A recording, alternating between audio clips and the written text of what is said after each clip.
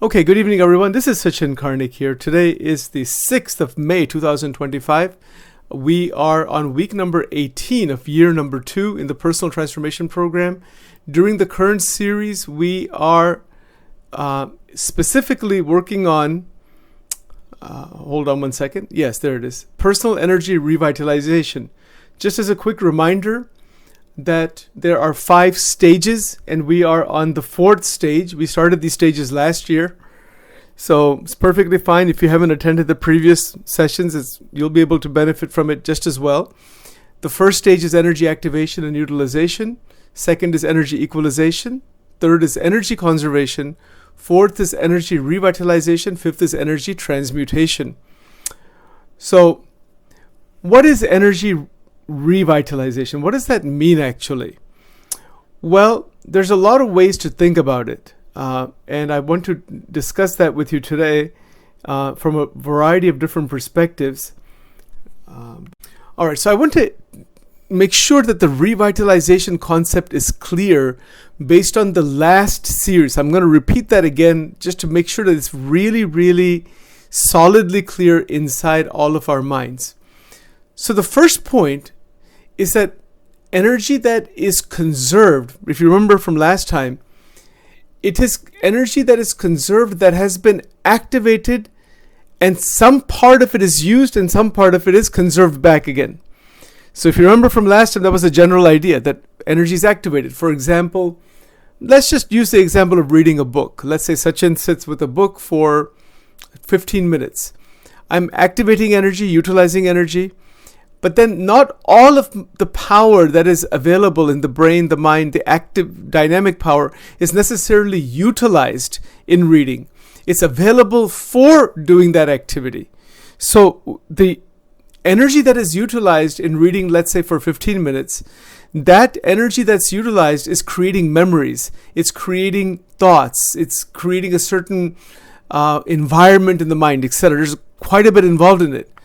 So the conservation idea is that this activated potentiality, which is happening every moment in the 15 minutes, is split into 2 parts. One part is that it's utilized in the activity itself. The second part is that it settles back into the reservoir of core energy. All right, I hope this is a little advanced concept, but try to see that. So once that same activated power dives back into the reservoir of core energy, that is where that block of energy that's gone back into the reservoir gets revitalized, and it in fact connects with the entire reservoir, and revitality opens up. I know it's a little complicated. I'm trying to keep it really simple because we want to be very clear on this point. We have to use energy every single moment of life. Let's just be very clear. Let's back it up just for a moment. Every moment we're alive, we're utilizing energy. We're activating, utilizing it. Okay, there's no doubt about that. But once we decide to perform a task voluntarily, take the example of Sachin reading for 15 minutes. Just stay with that one example. You understand the whole concept. Once I make that decision is also made from certain amount of energy. But then I'm sitting with my Kindle or with my book, and I'm sitting there. So my energy is getting focused. My mind is getting focused. It's concentrated on those words. And activated energy, which is now available, it splits into 2 parts.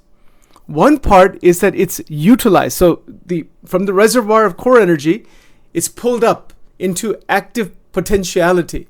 I start reading, and some portion of it, some percentage of it is used in reading and memory formation and all of that. But there's another portion of it that goes back into the core reservoir because it wasn't utilized. It was actively available. It wasn't utilized. Okay, remember this. This was the concept in the last 13-week series. Now, revitalization is where that experience of reading 15 minutes that is itself an active experience. And then energies go back inside, new memories are present, the brain is consolidating memories and thinking, and it's doing so much with that. It goes back into core energy, and core energy in its entirety gets revitalized. So it's like interest on the bank account. It's like if you have $1 million in a bank account and you get, let's say, $5,000 interest. So that means so when you look at the balance of the account, it's 1,005,000. This is a financial example because it's easy to understand. That's why. So revitalization is basically adding to the reservoir without draining the reservoir, while you have actually used some money from the reservoir or some energy from the reservoir. That's the ideal position we want to be in. Most human beings are not in that position. We are in a different position. We are pulling out a lot of core energy and just destroying it, for various reasons. The TEMDE, thought, emotion, memory, desire, energy. Remember the 5 and the 6, right? All of you who are doing this, you should know this by now. That the TEMDE and then the six ways that each of those function is quality, quantity, dimension, depth, and structure. And that's been discussed many, many times. And it's been presented at least. So when energy is being damaged and destroyed, it is damaging the all 6, the quality, quantity, direction, dimension, depth, and structure of all of the 5, the TEMDE, thought, emotion, memory, desire, and energy. Right? So we don't want that to happen. This 5-step model or 5-stage model is a way to prevent energetic damage, energetic wastage, time wastage, to prevent all of that. And at the same time, to be in a very beautiful state of revitalization where 1 hour at a time, 1 minute at a time, 1 day at a time, it flows without resistance. That is really the goal. Because most people are living with a lot of resistance inside. Hopefully this is clear. What is that resistance? I'll give you, let's stick to that 15-minute example. Sachin is reading a book. I'm reading a book, but I'm reading something in the book that makes me remember something that happened 5 years ago. And then my mind jumps into that domain and I divert. My book is open, but I'm spending 3, 4, 5 minutes thinking about something from there, and it's causing a deflection, resistance, maybe tension, maybe stress in my 15 minutes. I'm not fully present in the 15 minutes that I'm reading the book. I'm not actually fully present there. My mind is still jumping in so many different places. So hence, the conservation modality that I just explained is not happening. What's happening is that energy is not being conserved. In fact, it is getting shattered by this process. It is getting torn apart. And as a result of that impacts the physiology of the body. Even 15-minute block, just take 15 minutes of reading. If I can read 15 minutes without any intra-psychic resistance, I'm on the right track. That's a beautiful state to be in. We are not even in that for 15 minutes. Not even for 5 minutes. Not even for 1 minute. That is why all of the principles and ideas discussed last year and up to this point are leading up to this level of development. Because this program that we have is about actually reaching self-mastery, which is a massive accomplishment in life. That's no small thing, but it can be done. And a lot of the unnecessary wastages, they will all stop. But so right now in the presentation format here is to understand conceptually, carefully, and slowly each and every single idea. Understand it crystal clear. And then from that, if there are questions and comments, please ask about it. We'll explore it further. It's not about overloading people with information. I have a lot of information on this stuff. Information is good. We need it. But that itself is not enough. It's the clarity with which I understand. You see, understanding is one thing. The wisdom behind it is another. And I think even within that, it's the actual state of revitalization. That's the amazing thing. People like who are distant runners, who run these big marathons and all that, they've been able to tap into that. They're able to tap into that state. People who have, let's say, accomplished big tasks in life or big goals. Someone, let's say, who's got, advanced degrees and all that. They've been able to do that because they have spent so much time, energy, effort. They've been able to tap into at least some of this, maybe not all of it. Right? So this is the general concept of revitalization. The word itself teaches us. It's not simply vitalization, it is revitalization. Vitalization means activation. Activation through vitality and motivation and all of that. But in every action we do, the basic question is it happening without resistance? And if there is resistance, what do? Detect it and get out of that space right away. Recognize resistance as resistance. Right? So a past memory could be causing resistance. An emotion that comes up can be causing resistance. Because our mind has the content. The psychological content is always present. It is going to always be present.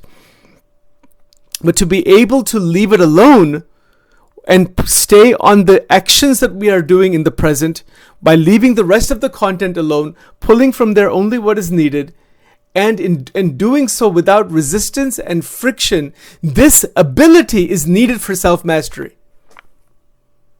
If I don't have that ability to do that, or if I haven't developed the ability, I'll never reach self-mastery, because the content of my psychological consciousness will keep coming up and it will keep contaminating the activity that I'm doing in the present. I am recording this, so you'll have it for review later on, because I know it's difficult for me to even explain this, but I think at least to some extent it's clear in my mind, and I'm going to make sure it's really, really crystal clear in all of our minds. Now, on this path, let's take it now one step forward.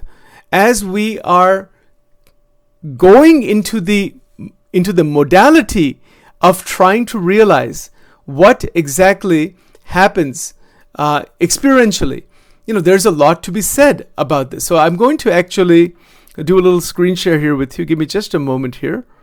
And you'll have all this available once I put it all together. Just give me just a moment here.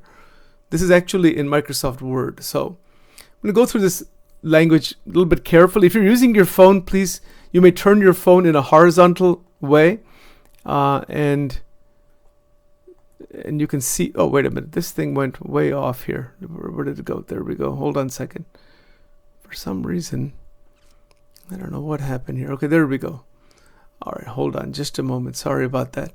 I'm going to read this a little bit here. Let's just see if you can follow this carefully. So there's a dual process model for sustainable living.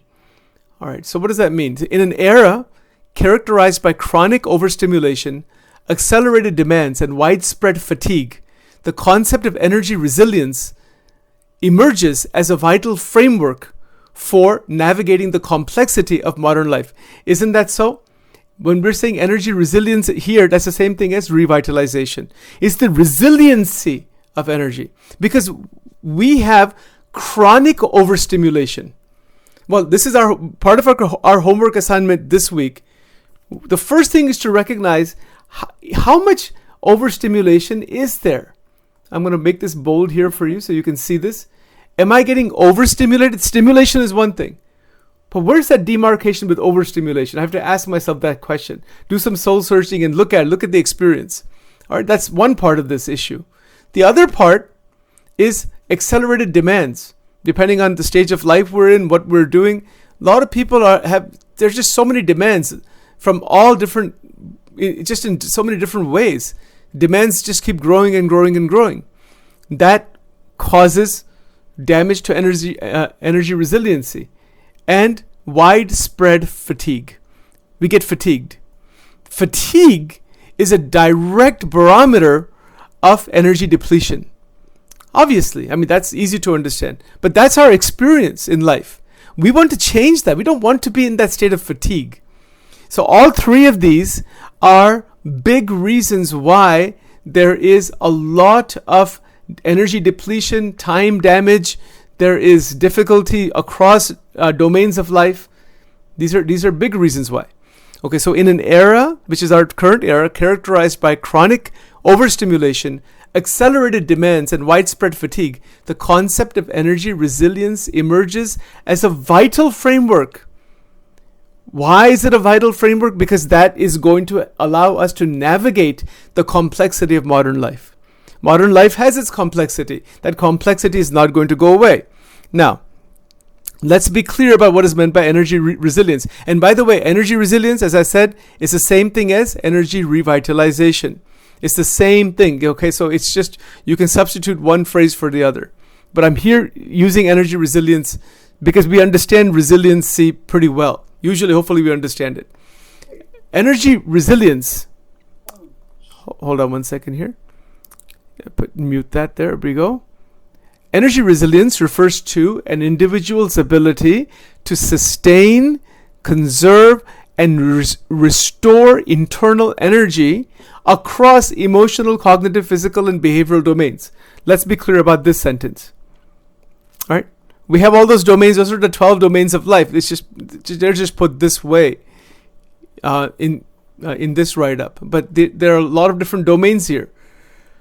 So it's our ability. Energy resilience is our ability, individual ability, to sustain internal energy flow. Internal energy flow is sustained in the best possible way. As I mentioned before, last time, that there's a certain amount that's utilized all the time, every moment. That's what that means. Then another aspect of energy resilience is the conservation aspect, to conserve, which we've talked about in the last series. And then the third aspect is the restoration of internal energy, which is what we're talking about in the current series, is the resiliency. So restoring internal energy across domains are emotional, this emotional, cognitive, physical, behavioral, that's the TEMDE. The TEMDE leads to behavior. I just want to make sure that point is also clear. Let me talk about that a little bit. Thought, emotion, memory, desire, energy, the 5. This is our internal world of the brain and of the mind. And of course the energy in the body. Now, what does that lead to? If you were to make, write TEMDE horizontally and make an arrow to the right, you would make a circle after that. You can simply put in their behavior. That's what causes behavior. Like right now I'm talking. So that's a behavior. Behavior is action. So energy resiliency directly impacts behavior. And that behavior can be non-resistant. It can be non-frictional. It can be very joyful. If it's non-frictional, non-resistance, the level of joy is very, very high. Take the 15-minute example. Sachin is reading a book for 15 minutes. But that 15 minutes can be extremely joyful if there, at least theoretically, if the resistance is zero inside of me, 15 minutes it will be like, you're like, wow, that was like the best 15 minutes of my life. We have experiences like that sometimes. We have that, we have it from time to time. Like, that was the best hour I ever had, or that was the best half an hour. It was so fantastic, so enjoyable, so awesome, so this, so that. We have those kinds of experiences from time to time. But it's possible to be in a sustained state like that, not necessarily a peak experience, but a sustained experience of joy due to non-fragmentation, non-friction, non-resistance within the mind. It's possible. Yes. This is what we are aiming towards. All of us together. If we discount the possibility of Sachin, what you're talking about, all this stuff, that just can't be. That's not realistic. Well, if we're shutting off the possibility, then we're never going to realize that. My only humble request, with all humility, to anyone listening to this online as well as later on, is to be open to this possibility. First, understand the possibility. Because most people have come to this very toxic belief That this is not that joy, like uninterrupted joy. What do you mean by that? Is that even possible? Yes, it is. Is it possible to have a life of no friction? Yes, it is. But is it something that happens with the snap of a finger? No. It takes its own time. But there's a path to follow. And if we don't follow the laid out path experientially, then it's just a lot of ideas and concepts which our mind would eventually reject. That because we don't have any experience behind it, we don't have any justification experientially that it is true. And that's the whole point. That we want to move literally, like every hour by hour, into the domain of energy resiliency. Now, what I would also request all of you is not to make this into another problem. Oh my God, now I have to do this. I have to do this. It's so difficult to do it. How am I going to do it? Don't make it into another big task or something like that. It's not a big task. It's not a problem to be solved. It is realization of the power that is already flowing within us 1 minute at a time, 1 hour at a time. And it's a realization of how to keep it, how to make it turn into a resiliency modality. This is true with the physical health dimension also. Sometimes we've eaten too much, then sometimes we've not eaten enough or some wrong kind of food. That lack of proper digestive function is going to change our TEMDE experience. Emotions, memories, feelings, these things change. Even medications, they change our experience. We have to be aware of all of that. You see, so these concepts are generic ideas. Their application is going to be highly individualized. It has to be. It has to be. The application is to each his own. And the application of the principle happens by first understanding the principle and then seeing one's own 12 dimensions. Okay, this is my life. Look at all my aspects of my life. How am I moving through all of these 12 dimensions? And is there resiliency? Is there revitalization? If there isn't, how do I know that? I know that from my experience. Like right now, I'm giving you my experience. It's already 8:26 p.m. We have 5 people online. I feel I'm just sharing with you. I hope you don't mind. I just feel so much at peace and so much joy, and I feel a lot of energy, but it's also very stable. This thing that I'm trying to describe to you, I'm feeling that right now. But it's not, again, this word feeling is not just that's not the accurate word. It's a full state of presence. That this is a great blessing. There's ways of my describing it, but I cannot fully describe it to you. I don't know how to describe it to you. If all of you were interested, I would be happy to spend 4 or 5 hours on this, or even the whole day on this, and I wouldn't get tired of it, because there's an intrinsic motivation to do it. But I don't expect that from others. We only have 45 minutes here. I'm using this as an example because this activity that Sachin is doing is coming from a natural state of vitality. Somehow, whatever the reason, and I'm not saying that out of any ego or anything like that, or to compare. It's just a fact. It's just a fact. And because it's a fact, it is extraordinarily joyful. Now, you may not, by seeing me, you may not see Sachin as being extraordinarily joyful.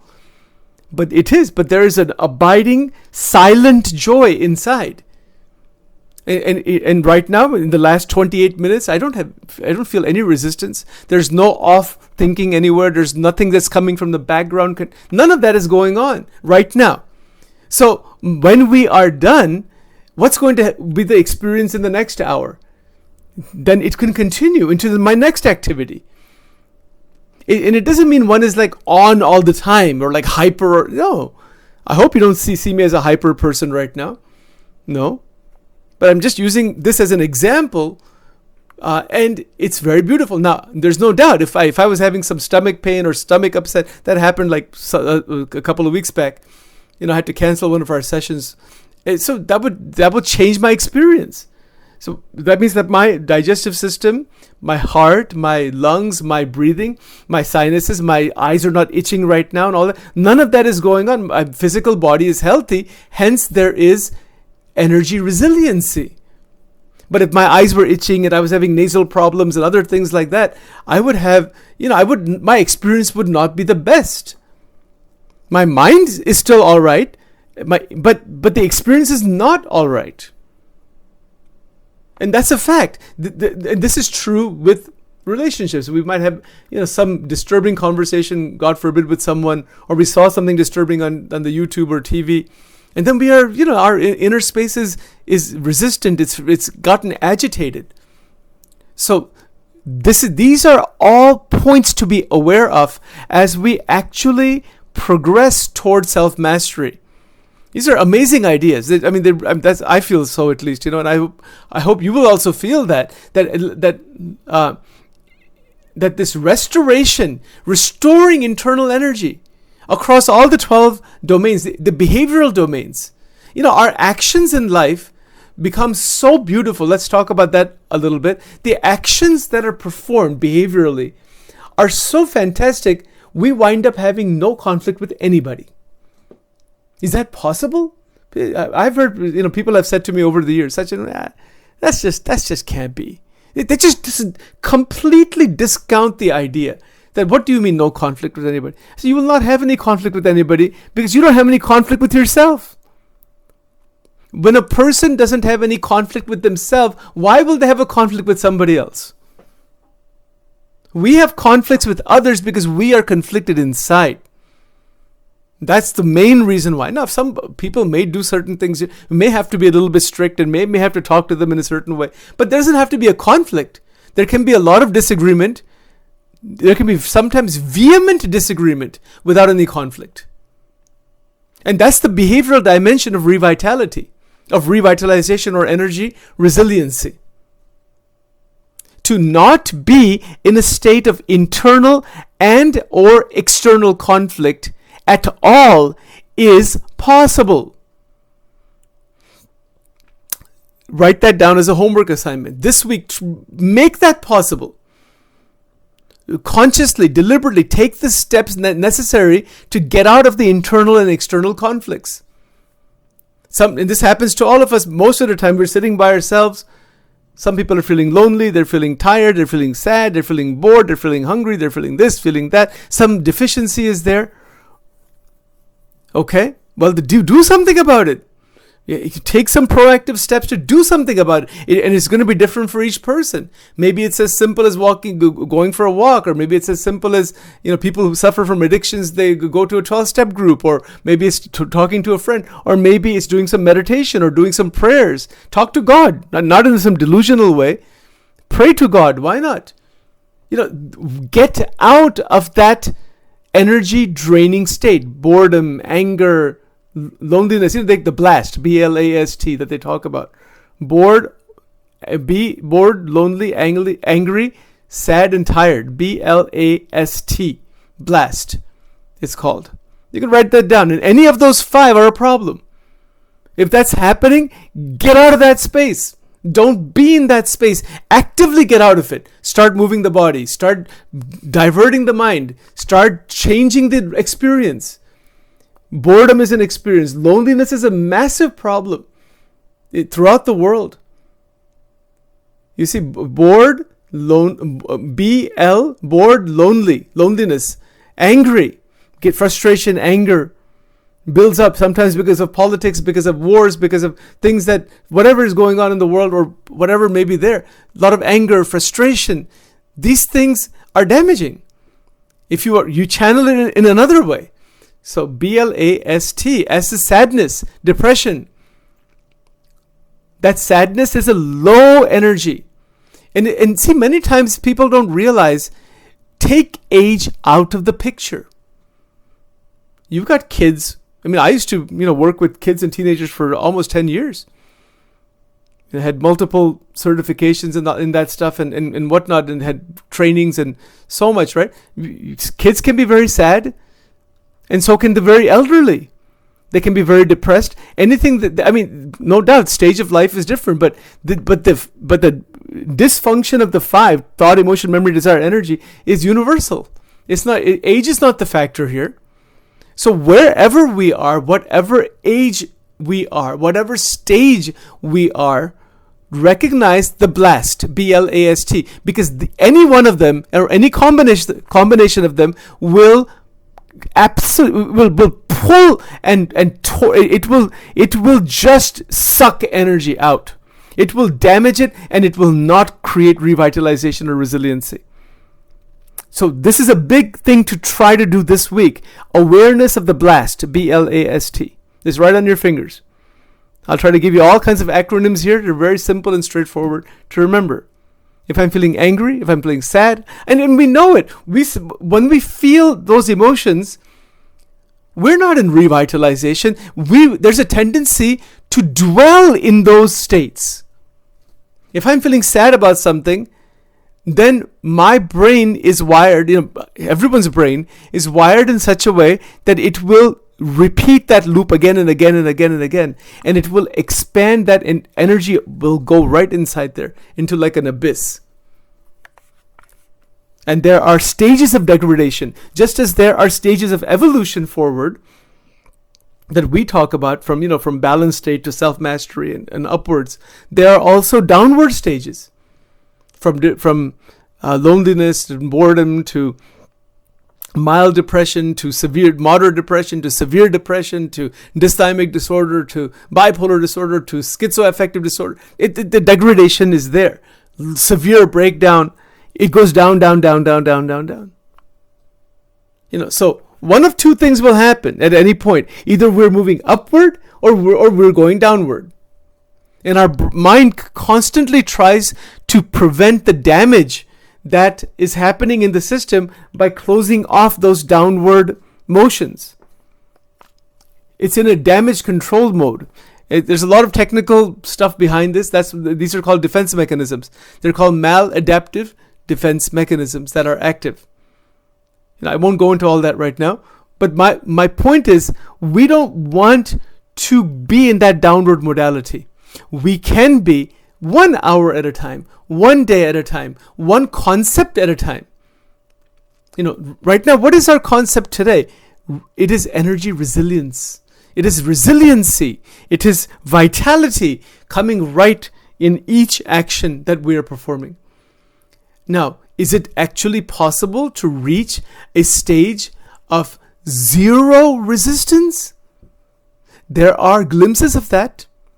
And I've heard some of you, who, from time to time, either in-person retreats or online, mention to me this point that, Sachin, I felt so fantastic, so clear for a half a day or for 3 or 4 hours.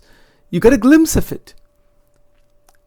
Definitely. That glimpse is the key. Recognize that glimpse. Oh, look at how fantastic the experience is right now. There's no hankering after anything. There's no deviation anywhere. I can do a lot of different things that I want to do, but I'm so wonderfully at ease, at peace, not stagnated, dynamic, altogether at being at ease, being at peace, being not stagnated, being dynamic, being energetic, at the same time, very still. Sounds contradictory, doesn't it? How can a person be energetic and be still? In fact, that is what it means to be energetic. The stillness, not dullness, not boredom, not depression, stillness. In the stillness, there is the coming together of multiple dispersed energies. That is the power of stillness. stillness. The Bible says this, be still and know that I am God. Meditation is perhaps implied there. Some people have different interpretation. That's okay. Whatever it may be. But the stillness is talked about. Still mind, body, brain. Stillness. So stillness doesn't mean you're sitting like standing, just sitting in one position. That's not what that means. Normal activity is going on. You may be doing some meditation and prayer for some fixed periods of time. That's fine. But the highest stage, even beyond all of those contrived meditations or prayers and all that, which is beautiful to do, is to be in a natural state of stillness and effulgent joy. You follow what is meant by effulgent joy? What is effulgent joy? It is joy that has the energetic effulgence of grace, of glory, of love, of truth. That is called effulgent joy. How beautiful is that? That is the light that is shining in the mind. Now, you can use spiritual or religious language for this. I don't care what language anybody uses for it. Get to the state. Get to the experience of that. It's not about linguistic debates. There's a lot of different words for this in every tradition. It doesn't make any difference which tradition. It's the experience, the realization of it. For example, we have a candle and a flame. Every language may have it has a different word for the name, but it calls the candle in its own language. It doesn't matter what you call it. And the flame is called whatever it's called in different languages. But even if you don't know what the name is, it still shines in front of you. And that is what we're looking for in revitalization. That is effulgent joy, natural joy that doesn't diminish. It abides, and actions keep changing. Actions are never the same. Right now, we will finish in, let's say, 25, 30 minutes, and the next set of actions will happen. Something after that will happen. But it's tapping into this wonderful, wonderful state of realization where fatigue has ended. Accelerated demands are no longer bothering. We keep them under control. We don't overstimulate in a chronic way. We sustain, conserve, and restore internal energy. And in doing so, in actually doing so, the quality of each minute that goes by is beautiful. It's a beautiful, joyous quality. It is the beauty of the minute, making each minute beautiful, beautification of each minute. It's like putting on, people want to beautify their body by putting makeup and scents and nice clothes, and we're adorning our body. Isn't it so? Okay, adorn it. Fine. Beautiful. No doubt. We can adorn and beautify each hour. Within the hour, each minute. Within the minute, each second. Within the second, each breath. It is the beautification of experience. Notice the language carefully. It is the beautification that we are consciously and deliberately engaged in due to the extraordinary presence of non-divisive energy. When energy is non-divisive, there is great beauty. For example, when we're having a conversation with a friend, and you're just present with a good friend, really close friend.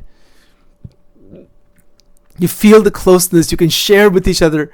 It's a kind of intimacy in friendship, let's say. That kind of depth and closeness is extraordinarily beautiful. That is why in the Bible also, Jesus has said again and again, you worship the Lord, come to me. Things like that he has mentioned. He's talking about closeness. It's a relational bond, which is beautification of the experiences of life, rather than contamination of the experiences of life. It's extraordinary. It's just, it's a matter of bringing these ideas inside. Don't keep them as ideas. Play with them, experiment with them, try it out. What's the harm? In fact, there's no harm. In fact, all the harm will stop. All the negativity will drop. Holding on to negativity is poison. Blaming others is poison. Shaming oneself is poison. Blame, shame, guilt, this is all poison only. And nothing ever comes out of it. And life is going to go on anyway as it is. But we have an extraordinary opportunity to absolutely, once and for all, move into that modality, into that space of existence where there is joy, beauty, truth, natural effulgence. And if you are religious, you can say communion with God, or your whatever is really is driving you in life, that you're passionate about. You can go behind that. It's fine. But it all hinges on keeping and sustaining balance. It hinges on stopping all the energetic leakages. It hinges also on recognizing that revitalization is the God-given right of every single being. We have that possibility. We have that potentiality.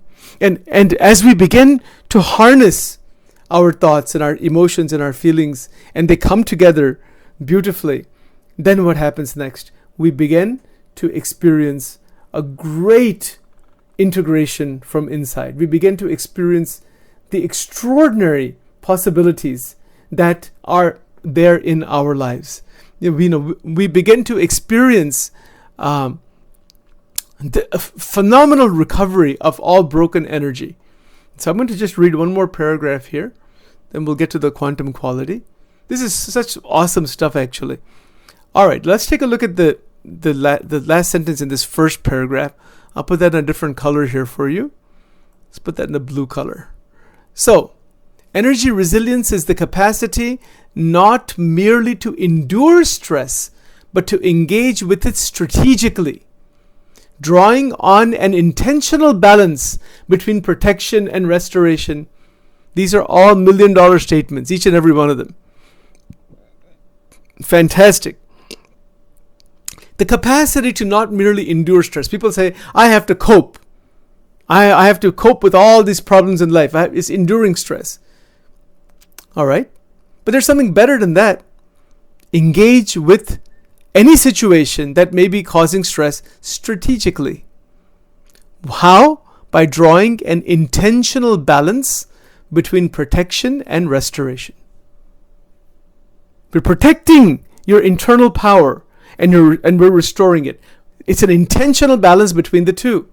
What does that do? That is a strategic engagement with stressful situations in life. Life is filled with stressful situations, challenges. But that doesn't mean we cannot engage with it strategically. Engaging with it strategically means restoration and revitalization. Not getting lost in that situation and just draining out power. No. That is a strategic way. That is a mindful way to engage and to continue on this path. You see, it's very, very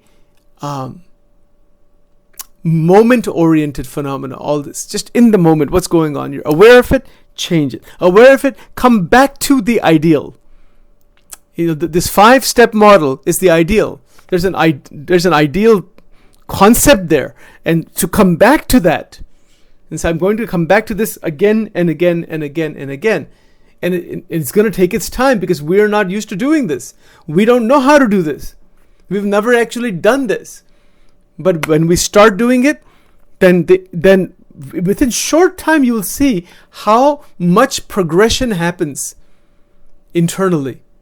It's a natural, as Dr. Chaitanya Kripalu has stated before, a natural inner pharmacy. We have the medicine, a lot of it is inside our body already. We just need to be able to open that. And how do we do that? By practicing these principles. Again, with the caveat that people do need medicines and they may have physical issues and injuries. I mean, we're not discounting any of that. But the body is going to have, it has its own innate intelligence. And is going to reach that very good, balanced, homeostatic, wonderful state as we progress one moment at a time, 1 hour at a time. So a lot of ideas were presented here. A couple of homework assignments were suggested. Try to do this. I would say if you don't remember anything else, try to recognize the BLAST, B-L-A-S-T. Board, lonely, angry, sad, and tired. Any one of these 5 can cause a massive deflection from revitalization. Recognize them and change it. Change it in the moment. Change it in the present moment. Make each experience non-frictional, non-resistant. Make it a beautiful, wonderful experience by tapping into the effulgent aspect of energy. That energy is effulgent, and whatever experience is happening, be steady. The stilling of the mind, the steadiness of the mind through meditation and religious work and all. Yes, many ways of trying to still the mind. But one is not going to do that until one recognizes its extraordinary benefit and its extraordinary power. Why should I try to still my mind unless I can see the benefit of that? A peaceful mind, a mind that is contemplative, a mind that is steady. A steady mind, a still mind, is a sacred mind, is a holy mind. Now we have built the temple within which that consciousness can exist, or temple within which God exists, if you want to use religious language. A still mind, a steady mind, is a sacred mind. Something interesting, that word sacred, how that is used here. Right? So with this, let's now go into the quantum quality. I'll just quickly go through this. We've talked about these qualities last year. This year is about their application in terms of sustained balance. Let's just go back into this very quickly. Let's take a look at where we are. Just a moment. Hold on 1 second here. Let's see, where did that go? The quantum principle, we've talked about this again before, but this time, preciousness of time and energy in one's life. All that simply means is, I'll put it in very simple language, the amount of time remaining in our life is shrinking every single moment. We know this. It's extremely precious, and energy is precious because we're using energy in that shrinking amount of time. So time is shrinking. We don't know how much time is remaining, and in that energy is being utilized. And that's why they're precious. That's the most precious thing.